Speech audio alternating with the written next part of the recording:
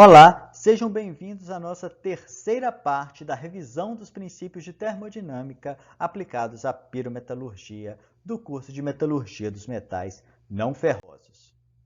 Vamos falar rapidamente sobre as alterações das condições de equilíbrio de acordo com o princípio de Le Chatelier, que disse que quando uma determinada força ou estresse é aplicado a um sistema em equilíbrio, a posição de equilíbrio tende a ser modificada de tal maneira que exista uma compensação pela força aplicada. Então vamos pensar nesta reação. 2SO2 gasoso mais O2 gasoso, formando 2SO3 também gasoso.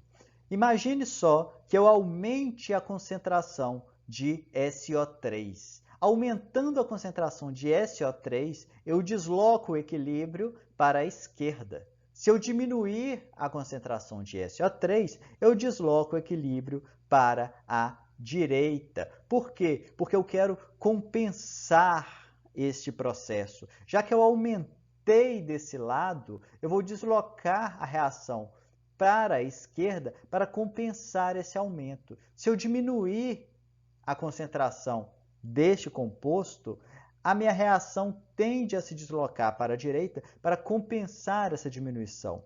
Agora vamos pensar na pressão. A pressão ela afeta principalmente os gases, então eu vou ter que olhar onde eu tenho mais mols de gases na minha reação. Analisando os coeficientes estequiométricos, eu observo que do lado esquerdo eu tenho 3 mols de gases e do lado direito eu tenho 2 mols de gases. Logo, se eu aumentar a pressão do meu sistema, se eu aumento a pressão do meu sistema, eu desloco o equilíbrio para a direita, para onde eu tenho menos mols de gases. Agora, se eu diminuo a pressão do meu sistema, eu desloco o equilíbrio para a esquerda, onde eu tenho mais mols de gases. Agora, sobre a temperatura, eu tenho que determinar se a minha reação ela é exotérmica ou endotérmica para definir qual vai ser a alteração da condição de equilíbrio dessa minha reação.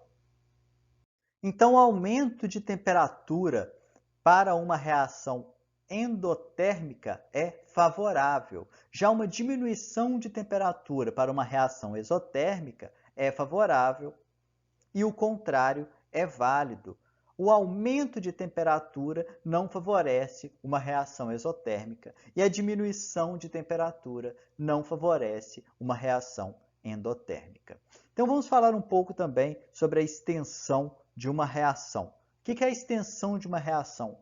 O quanto que uma reação vai se processar. Primeiramente, vamos lembrar das constantes de equilíbrio. Quanto maior a constante de equilíbrio, significa que eu consigo avançar mais a minha reação.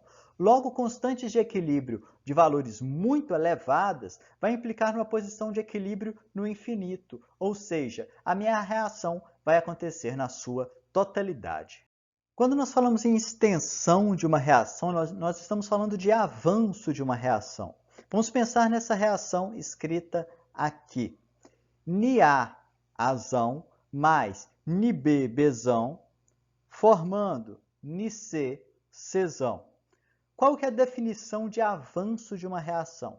O avanço de uma reação, nesse caso o avanço máximo de uma reação, é igual ao número de mols inicial de A, se a gente está pensando aqui nesse Azão, menos o número de mols de equilíbrio de A, dividido pelo coeficiente estequiométrico de A, ok? Se eu estivesse usando o C como exemplo, eu teria que considerar ou o coeficiente estequiométrico negativo, ou teria que inverter estes termos aqui do meu numerador, ok? Aí ficaria, o avanço máximo da reação seria o número de mols em equilíbrio de C menos o número de mols inicial de C dividido pelo coeficiente estequiométrico de C. Essa é a definição de avanço de uma reação. Eu posso considerar o avanço da reação no equilíbrio como em qualquer tempo e posso reescrevê-lo da seguinte maneira, olha, o número de mols num determinado tempo é igual ao número de mols inicial menos o coeficiente estequiométrico multiplicado pelo avanço naquele tempo. Essa maneira de escrever o avanço de uma reação, ela é interessante porque se eu determino o avanço de uma reação em um determinado tempo, eu consigo determinar com uma maior facilidade qual a quantidade de produto formado e qual a quantidade de reagente gasto de uma maneira bem eficiente, apenas aplicando essa equação aqui. Então, pessoal, essa equação aqui é muito importante e escreva ela para a gente. Apenas como exercício para analisarmos como que uma reação avança em função do tempo, vamos pegar aquela mesma equação nossa e usarmos como base o componente A. No momento inicial, olha, o número de mols de A em um determinado tempo é igual ao número de mols inicial de A. Estamos no ponto zero de uma reação e logo o avanço da minha reação é igual a zero. A partir de um certo tempo, o número de mols de A vai ser igual ao número de mols inicial de A menos o seu coeficiente estequiométrico multiplicado pelo avanço naquele tempo específico, que é o nosso αA. Observe, então, que o avanço é αA. Quando eu chegar no equilíbrio, o número de mols de A vai ser igual ao número de mols de A no equilíbrio, obviamente, e nós teremos, então, o avanço máximo da minha reação.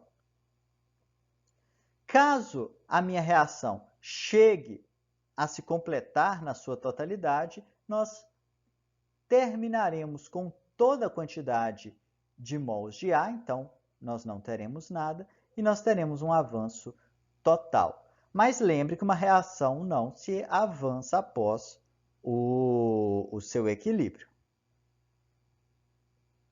Mas vamos falar um pouco sobre fração convertida, que de fato me diz o quanto a minha reação ela aconteceu. Por definição, o F ele é igual ao alfa lá no equilíbrio, o alfa máximo, onde a minha reação parou, dividido pelo alfa hipotético, o alfa que diz até onde a minha reação poderia ter ido. Então, dividido um pelo outro, eu vou ter a fração convertida. Se eu tenho uma constante de equilíbrio muito grande nos nossos processos irreversíveis, o meu alfa máximo, meu alfa no equilíbrio vai ser igual a esse alfa teórico, total, desejável. Logo, a divisão de um pelo outro vai ser igual a 1. Eu posso escrever também a fração reagida de uma maneira mais simples de entender, como escrita aqui embaixo. Olha só, o F ele vai ser igual ao número de mols de um componente no equilíbrio menos o número de mols inicial dividido pelo número de mols hipotético caso a minha reação aconteça na sua totalidade, menos o número de mols inicial. Esse termo aqui, olha, ele parece confuso, mas não é.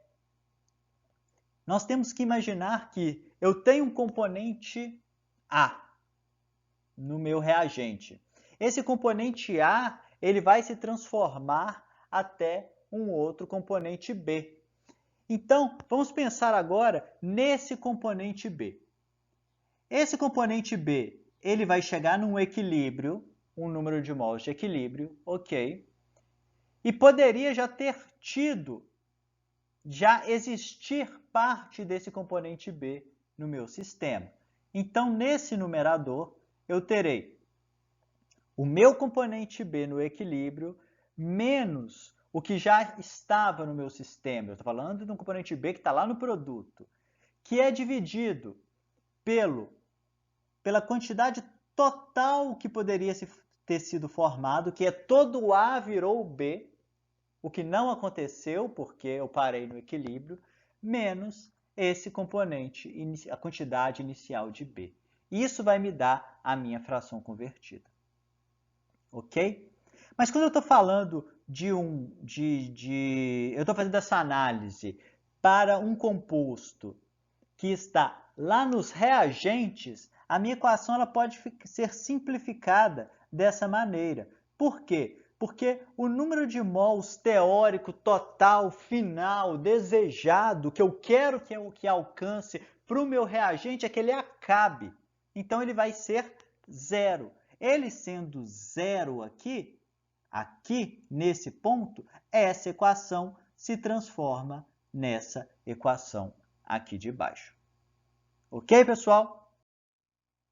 Agora vamos fazer um exercício que englobe o conhecimento que a gente teve nessas nossas últimas aulas. Vamos lá. 100 gramas de platina metálica são oxidadas em ar a 400 graus Celsius e 1 atm de pressão.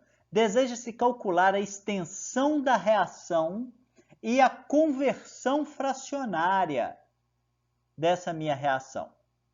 Eu sei que a reação da platina com oxigênio é a seguinte: platina sólida mais oxigênio gasoso é igual ao óxido de platina sólido, e eu sei que a energia livre de Gibbs padrão é igual a menos 32.000 mais 43,62 multiplicado pela temperatura, isso em calorias por mol.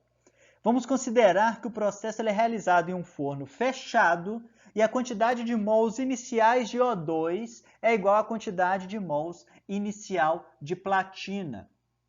Como os coeficientes estequiométricos são iguais, olha, eu vou ter, então, as quantidades exatas necessárias para formar, para todos os meus reagentes virarem produtos. Mas será que isso de fato vai acontecer? Depois, nós vamos refazer os cálculos com o forno com o dobro de volume e a mesma pressão, ou seja, vou ter o dobro da quantidade de O2. Agora vou ter O2 em excesso.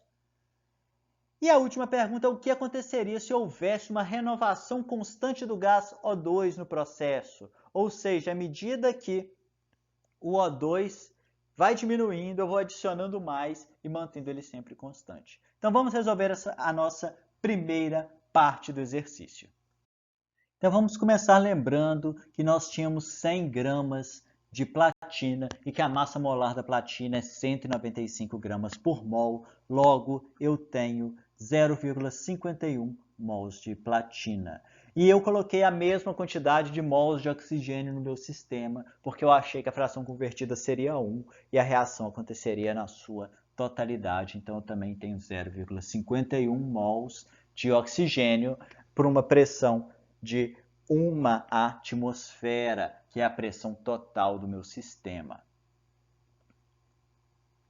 Calculando a constante de equilíbrio, que é E elevado a menos ΔG0 sobre RT, eu vou encontrar o valor de 1,83. E eu sei também que a constante de equilíbrio é igual à atividade da platina dividido pela atividade, que na verdade a constante de equilíbrio é igual à atividade do óxido de platina dividido pela atividade da platina multiplicada pela atividade do oxigênio. Mas a atividade da platina e do óxido de platina será considerada igual a 1, então só sobra para a gente a atividade do O2, que é igual à sua pressão parcial. Então, 1 sobre a pressão parcial do O2 lá no equilíbrio, porque eu estou fazendo esse cálculo no equilíbrio, é igual a 1,38, ou seja, a pressão parcial de O2 é 0,725. Quando a pressão de O2 era igual a 1 atm, eu tinha 0,51 mols de O2. Agora, nessa pressão parcial de 0,75, eu posso multiplicar isso por 0,51 e eu vou observar que eu tenho apenas 0,37 mols de oxigênio nesse momento. Assim, eu posso calcular o avanço da minha reação Avanço da minha reação vai ser igual ao número de mols inicial menos o número de mols em equilíbrio dividido pelo seu coeficiente estequiométrico, e o avanço da reação é igual a 0,14. A fração convertida, calculada na sua maneira convencional, vai ser igual a 0,51, que é o número de mols inicial, menos 0,37, o número de mols no equilíbrio, dividido por 0,51, que é o número de mols inicial, ou seja, 27,5%. Então, a minha reação só ocorreu na porcentagem de 27,5%. Pessoal, então, muito obrigado. Ficamos por aqui. Essa é a nossa bibliografia Perimetalurgia dos Metais Não Ferrosos, do professor Edwin Ausa Villegas, e Fisicoquímica do Atkins. Muito obrigado a todos e até mais.